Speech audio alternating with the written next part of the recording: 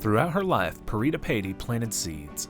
Seeds of knowledge during her career as an elementary school teacher, seeds of hope through her volunteer work with nonprofit organizations, and seeds of progress as a member of boards and committees that greatly enhanced the Bristol community. She planted seeds within her lush gardens too, finding joy in the colorful perennials that decorated her yard and the fresh vegetables that she harvested. And now, through a special project to honor her life's work, the Bristol Public Library is providing seeds that will inspire others to grow beautiful things. I've done a lot of research on how different libraries handle their seed libraries, and just for us to start out, what I would like is for patrons with a valid library card to be able to come in. We will have a logbook where they can sign what seeds they're taking so we can keep track of what needs to be replenished.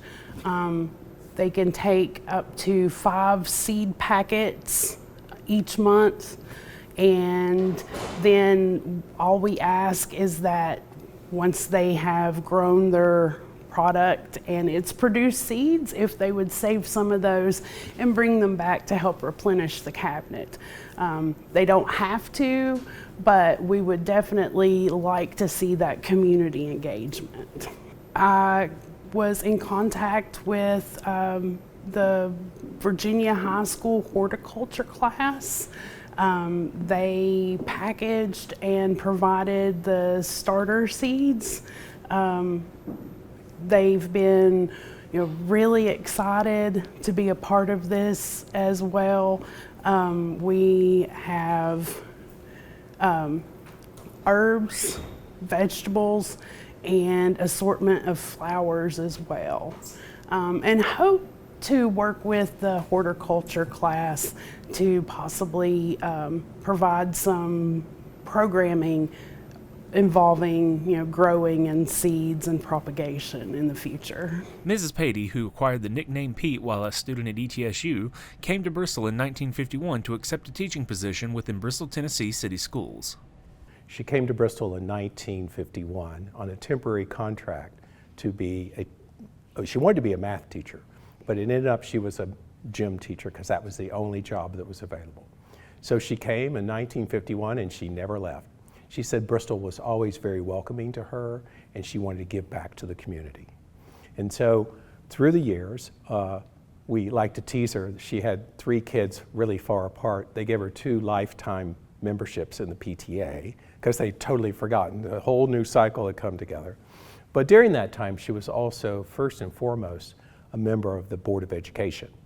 And for many years, she was the chairman of the Board of Education. In fact, she signed and handed me my diploma when I graduated from Tennessee High School. Mrs. Patey held an appointed seat to the Bristol Board of Education from 1973 to 1978. And later, when it became an elected position, city voters gave her another 4-year term. She also served on the Intermountain Telephone Board and the Sullivan County Planning Commission and the Bristol, Tennessee Electric System, now known as Bristol, Tennessee Essential Services, becoming the first woman on the board and later the first female chair. She was also a key member of steering the committee that created the Sullivan County Children's Advocacy Center, helping to raise the funds that allowed the facility to open debt-free in 1991, and was active in Bristol Ballet, the American Red Cross, and the Junior League of Bristol. She also served on the Bristol Library Board from January 1990 until December 1998, and was a member of the Library Foundation Board for 6 years. She really felt it was really important to have education, community, and especially the library to be the fingerprint of the community's involvement and engagement. And so, upon her passing last August, her children, John, Joanne, and Bob, respectfully asked those who knew and loved her to make memorial contributions to the Bristol Library Foundation. The Seed Exchange Project seemed like an appropriate way to invest the funds and the perfect tribute to Mrs. Patey. It just fell into place that I was wanting to start a seed library, and she was a big lover of gardens, so it seemed appropriate to use her money to start our seed exchange library, which allowed us to buy the cabinet to store the seeds and get the start of the program going. We hope to honor her by taking the seed library out into the community, because we wanted something that could also be portable. So the cabinet comes apart in 4 sections. So if we want to just take one section of it in our BPL Roadshow and take it to the local schools, or take it out to community events, maybe join the farmers market on Saturdays, and let people know that we are honoring Miss Patey by offering free seeds for the community to come get through our exchange library. Well, she loved 3 things in addition to her family. She loved Bristol, she loved learning and books, and she really loved gardening.